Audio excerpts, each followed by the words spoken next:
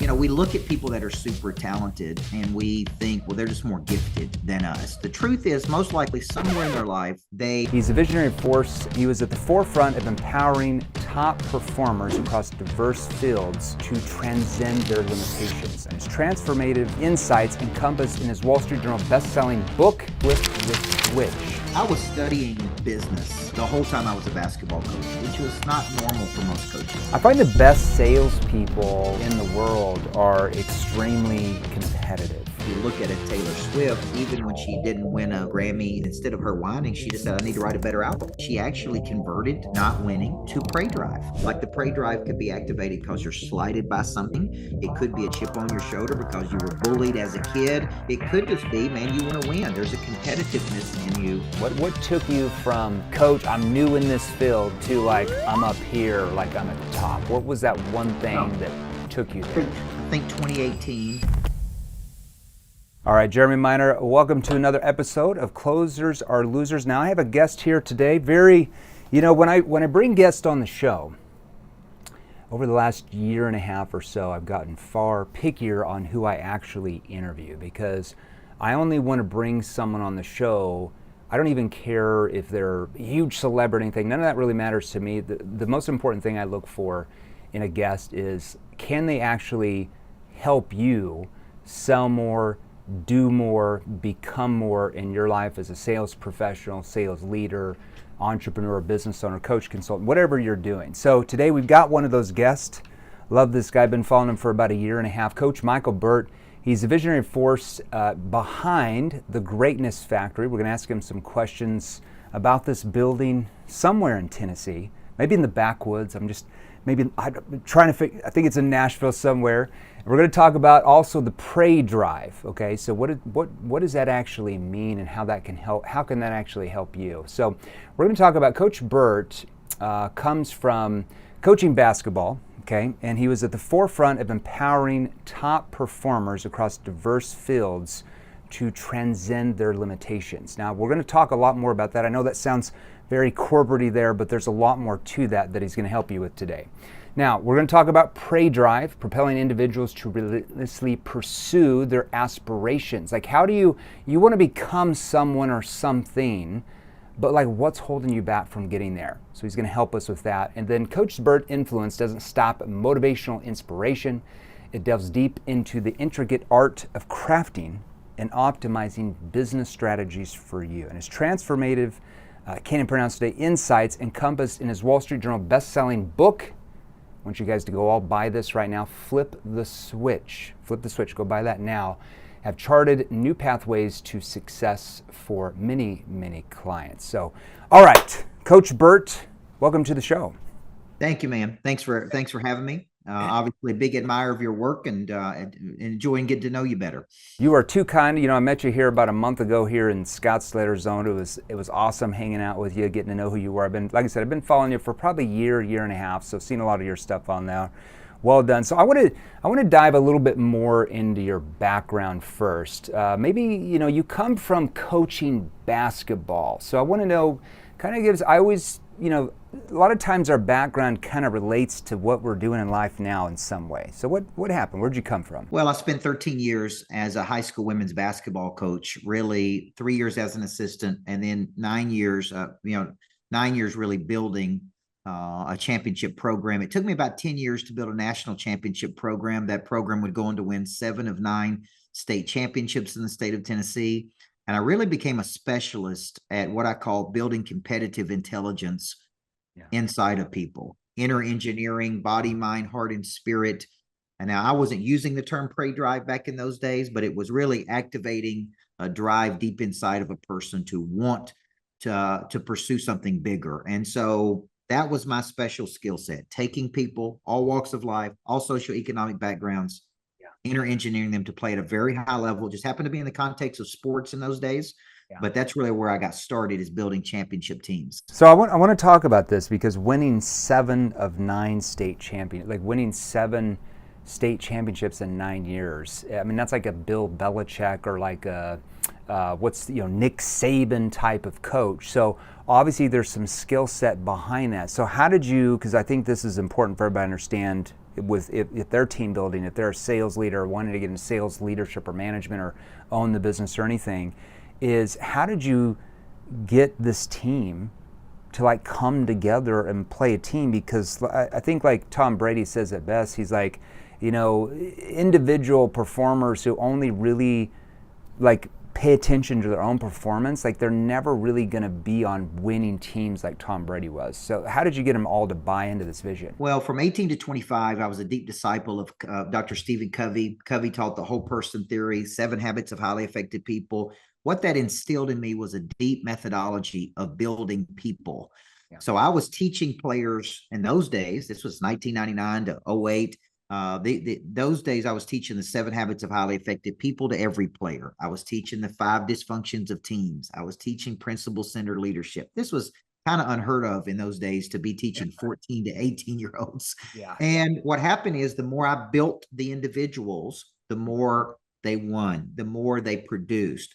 They built intangibles, just like you would see intangibles in sales, chemistry, buy-in, trust, leadership, and a lot of things you teach, tonality. It's like I was building these things into the players in a very systematic way. Yeah. And that's really why I started writing books, is because people are always asking me, how do you get the players to play that hard? Yeah. Why do you have so much trust and chemistry? And I said, man, I don't have time to explain it, so why don't I start writing books about it? I love that. Like I said, I come from a sports background in high school and college, so winning 7 of 9 states, it's like nobody does that. So well done. There's definitely something going on there besides just a bunch of talent on your team, right? You got to get them to play together and buy into like the one vision. Okay, let's talk about Pray Drive. It's your methodology. Okay, I love the name behind it. What does it mean? Prey drive is prevalent in animals. An animal has a prey drive, which is the animal's ability to stalk, capture, and kill prey. When I heard those 2 words, I immediately had a big revelation, and I thought humans have a prey drive. Yeah. And that is their ability to see something with the eyes, optically, or in the mind, in the imagination, and to have the persistence and the intensity to pursue it. So I've trademarked those 2 words, prey drive. I said, I'm going to become the leading authority in the world in activating that drive inside of people. I codified it, and I really came out with a motivational theory, which I wrote about in the book, Flip the Switch, on how to activate that drive inside of people. And I say nothing happens until the prey drive is activated. And so, right, until we teach skill, we can't really teach skill until that drive is activated. They have to want it, right? There has to be a commitment.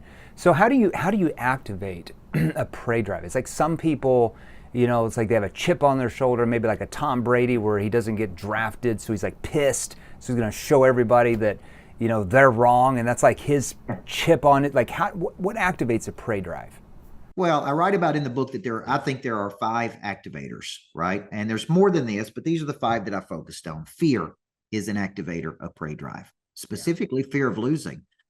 Psychologists even talk about mental subtraction, which is where you tell the brain, I've got to give something up if I don't hit my numbers. I got to give up my nice car if I don't hit my sales numbers, or it's like I mentally subtract something.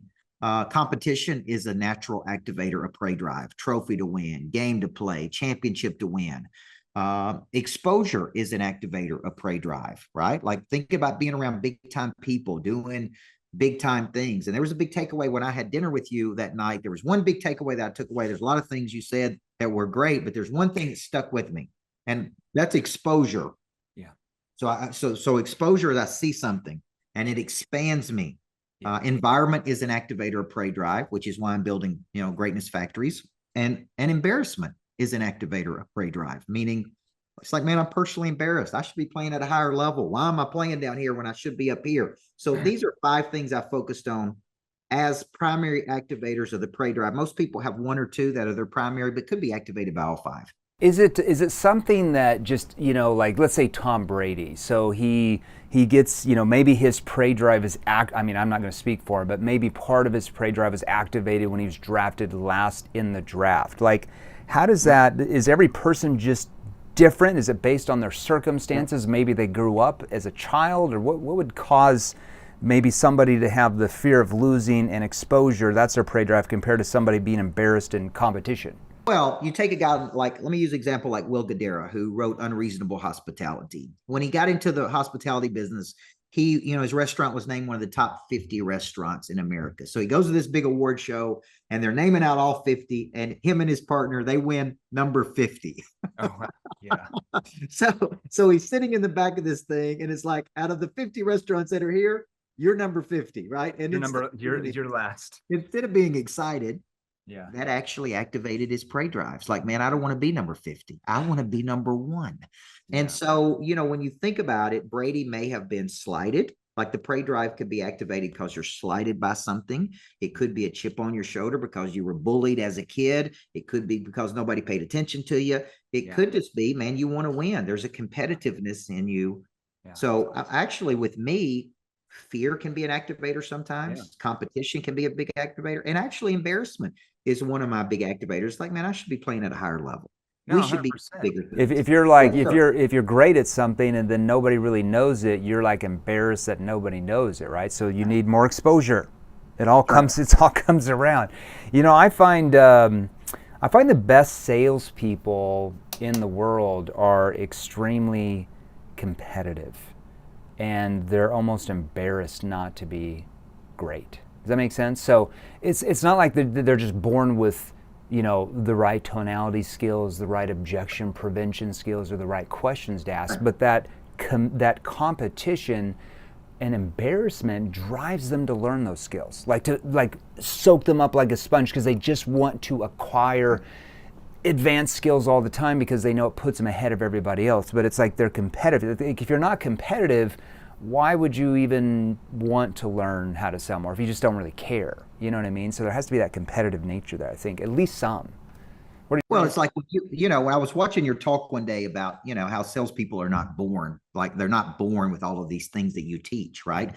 And the truth is, we look at people that are super talented and we think, well, they're just more gifted than us. The truth is, most likely somewhere in their life, they were exposed to something, a better way of doing things. They were enlightened to something. And that's why I called the book Flip the Switch, right? It's like it flips something inside of you. It's like, man, I'm tired of being an amateur. I'm ready to go pro. And what do pros do? They train, they get better, they get in a room, they get around great talent. And so I think when you're thinking about it, it's like, they asked me what happens when the prey drive is activated. And I said, man, it's like a switch is flipped in your life where you really start pursuing a bigger future. That's really ultimately what happens when the prey drive is activated. Yeah, you do. You like I said, like I always say, you do what others are not willing to do. You spend the extra time learning the craft. You put more time into, let's say if you've got a keynote or whatever it is, like you're just gonna outdo everybody else. I love that. Let's talk about the Greatness Factory. So rumor has it, you've got this big building in downtown Nashville, Tennessee, and you've built something called the Greatness Factory. I love that name. Tell us about it. When moms and dads drop their kids off to me at 14 years old, they would say my daughter has a lot of potential, which is an idea of kinetic energy that is stored until activated. And they would say, but she needs this. She needs confidence. She needs this. She needs accountability, discipline, structure. And I would say, thank you for bringing your daughter to the Greatness Factory, because we're going to manufacture her greatness. And so when I retired from athletic coaching, and around 2014, I started to have a vision. Man, where do adults go when they want to become great? Like you live out in the Scottsdale area. It's like when a person makes up their mind, like, I'm ready to go. Where do I go? I have to go to a conference. I typically spend 2 or 3 days. Then I have to go back home.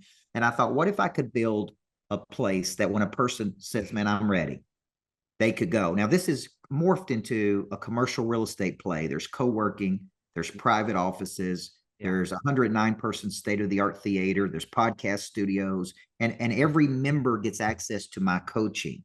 So I'm really combining coaching and co-working and private offices and theater, and it's all like a city. It's a little city. It's in downtown Nashville, and we do have plans of building these around the country. So we're in talks about how do we scale it around the country. So they come in, maybe you're there, maybe they do something with you, but is it just to be around other people that want to become great as well? Is that part of the part of it? Okay, that makes sense. So think about the programming that I create. One of my skill sets is really packaging concepts that solve problems. So basically, I create programs. We have a monthly go to bed tired, wake up hungry sales meeting. We have monthly meetings. Like this week, I'm doing Build an Empire with, Adam Coffey. They bought 58 companies for $3.1 billion. I do the Micheal Burt School of Speaking there.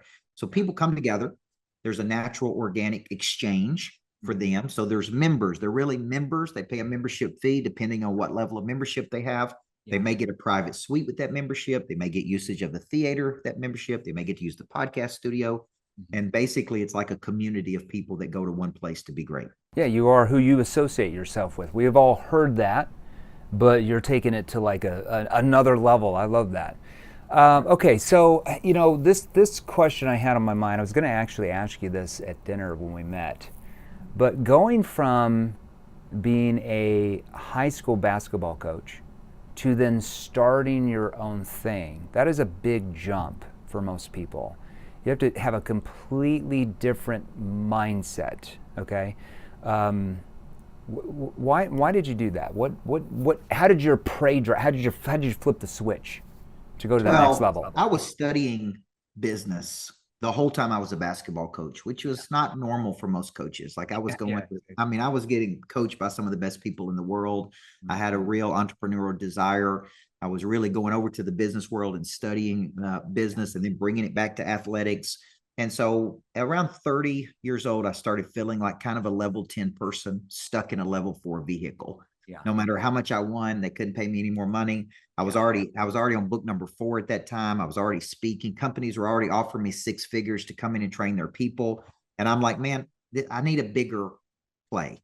Yeah. I'm looking for a level 10 opportunity here. Yeah. And so at 31, I retired. I had already written 4 books. And really the first 4 years of this business, I went into companies as a kind of a hired gun to drive revenue, to coach their leaders. And it was, I was signing 6-figure contracts, which was crazy because I went from being a basketball coach making. Yeah, you're making 6 figures once, 2 years. I know teachers don't get paid jack, and my mom's a teacher. It's crazy. Yeah. I mean, it's at that level, you're going to do what you did, or you've got to get into like coaching at the D1 level or pro level. There's really, where else are you going to go? You're not going to stay there. That's well done. Okay, so that makes sense. So how do you become a person of interest? Well, for years, when I retired from basketball, I became fascinated with, okay, how do the top 1% of performers perform? And if you study, there's really probably 5 habits of the top 1% of performers. Yeah. That would include remarkable boldness, deep intrinsic motivation, great connection skills, resilience, grit and resilience, and the ability to lock in and see something through to its conclusion. Those are 5 habits of the top 1% of performers. Okay, can you give this to us again? I'm writing those down. So lock into a sense of conclusion. What was the first one? Remarkable. So we got remarkable boldness. Okay, yeah. Deep intrinsic motivation. Okay. 3, great connection skills. They treat everybody like family. Yeah. 4, grit and resilience. I like that, yeah. 5, ability to lock in and see something through to its conclusion, a lead, a target, a goal, a dream. So I started really kind of studying what are the habits of the top performers in the world. And by the way, this doesn't mean top money earners, because if you could be a top 1% teacher, you could be a top 1% firefighter, you could be a top 1%, right? That you'll never make a lot of money. Yeah. So I really was fascinated by this. So I started going, okay, people of interest have certain ingredients. And we could actually acquire those ingredients if we wanted to. And the more known we become, the more opportunity we get. Yeah. So I wrote a small book. It's actually one of the smallest books out of the 20 that I've written, but it actually generated the most interest. And it's literally a book that's generated millions of dollars for me in speaking, coaching, training, leading. And actually, I'm still doing virtuals on it today, years later, because it's just such a popular concept. It's like people have a desire to become a person of interest. Yeah. So that's really what it is. Most people of interest have a very strong skill. Like with you, it's clear to me you've put the work in. You've had a long obedience in the same direction. You have a demonstrated capacity. You've built a very hard skill set that solves a real problem for people. What that does is it drives up your person of interest score. But if you don't understand marketing, if you don't understand the branding, then you may be the best kept secret in the world. Yeah, nobody's going to know you are. And I think it comes down to like how disciplined you are. Like I think one of the biggest attributes I've ever seen anybody that's been like ultra successful is they're just very disciplined.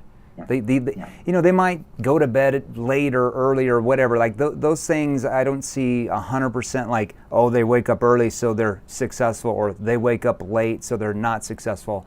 But they're just disciplined in their daily habits, right? So every day they're like doing the boring things, like reading for 30 minutes, or listening to an audio while they drive to work and back, or they're doing something, and they're extremely disciplined, and it's almost like it's scheduled every day, where they just, no matter what, they're going to follow through. I like the locking into that lock-in sense to the end of the conclusion. Like you're locked in the entire way. I think that's crazy. How do you become remarkably bold, though? I think a lot of people struggle with that. They really do. But if you study the top 1%, the people we admire, people that do big things in the world, they all are remarkably bold. And so there's a difference between confidence, which is the memory of success, and internal knowing you can create or manifest something, and remarkable boldness, which is a striking fearlessness. So think of an Elon Musk, take all of the money from PayPal that he made, put it all into Tesla. I mean, all of it. That's bold. That's remarkably bold. Buy Twitter for $53 billion. That's remarkably bold. So remarkable boldness is really striking fearlessness. And it's like they know, they have such a confidence. They've actually moved to a much higher level that they know how to win. No matter what happens to them, they have 100% belief that they can recreate it. They can do it again. And they really have this boldness about them. And that's what is very attractive to us about those people. That's so true. Grit and resilience. Where does somebody get that? Where does it? I don't know if are people born that way, or is it something that maybe something happened to them in their childhood that made them that way? What are your thoughts about that? Well, I think a lot of it comes down to conditioning, just to be honest with you. I was raised by a single mom. She was in survival mode a lot. She conditioned me to be tough. She conditioned me to show up every day. It's like we didn't whine in our house. We don't complain. So I think a lot of it is environmental conditioning. And that's tough, because in today's world, my kids, for example, have a much easier life. And so we actually instilling that in them is like, how do we make sure they're tough, because we don't want the world just to devour them. So I think grit and resilience happens a lot to do with structure, a lot to do with adversity, a lot to do with teaching how to handle adversity, things that are not typically taught, but as you know, taught through sports a lot. Because you win, you lose, you have a coach yelling at you, you learn how to be tougher in the world. But a lot of people, I would be honest with you, a lot of adults do not have this one, which is why we see so many people start and quit. When it gets tough, they want to quit, just because they haven't been conditioned. Now, one thing I would say about that, Jeremy, is that great people typically have developed a concept of themselves early in life, and that concept cannot be broken by other people. So somewhere along the way, a concept was developed. I'm going to be great. I'm going to be one of the best in the world. And that concept, they made up their mind. My confidence is not predicated by what you think. No matter what you say or what you do, like I'm just full freight, just train ahead. Like I'm running over you to get there. I love that. That's so true. Okay, so a couple other questions that I had on my mind here when we met in Scottsdale. So what are and there's probably more to this, but maybe break down, what are the 3 biggest obstacles that hold most people back from accomplishing what they want? And that just whatever they want in life. If they want to be in a great relationship, if they want to have a great business, if they want to be great at sales, what are those 3 things in your mind, the biggest things that hold people back from accomplishing those things? Well, I think if we just went back to those 5 habits and we started looking at what they really struggle with, it really is a lack of belief that they can accomplish it. Like top people look at something and go, if he could do it, I could do it. Other people don't look at it that way. And so they really kind of lack the long obedience. Now, there was a book written many years ago by Jeff Colvin, and it was called Talent is Overrated. Okay.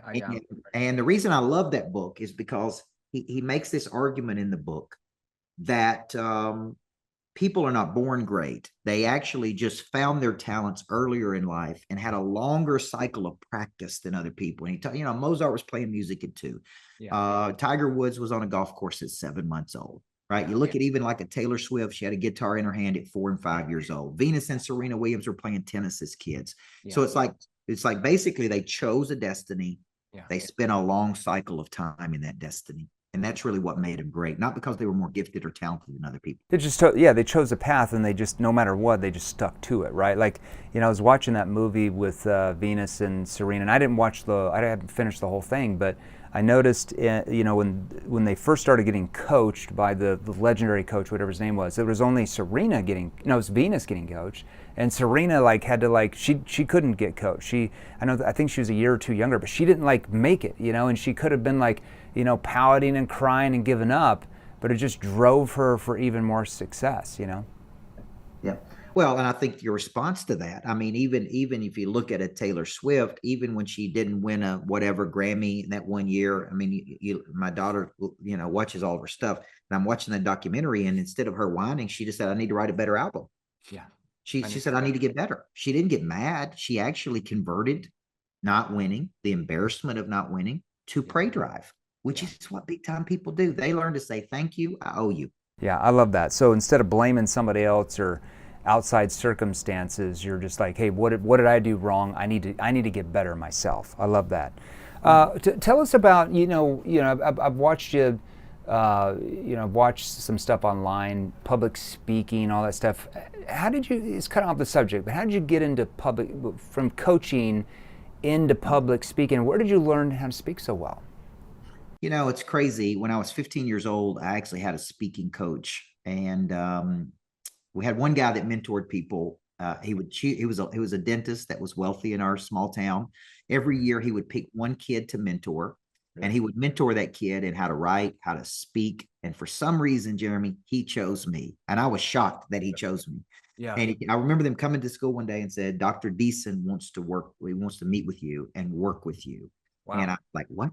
And so every night after basketball practice, I would actually go to his house, and he would teach me cadence, rhythm, eye contact, how to write. I would go on to run for national office in a beta club, which how I got in that, I don't know. But, and then one of my assignments was to go around the world speaking. So I was actually doing speaking engagements to as many as 6,000 people at 15, 16 years old. And wow. So it's like I did it, and then I kind of shelved it and said, I'm going to be a basketball coach. Yeah.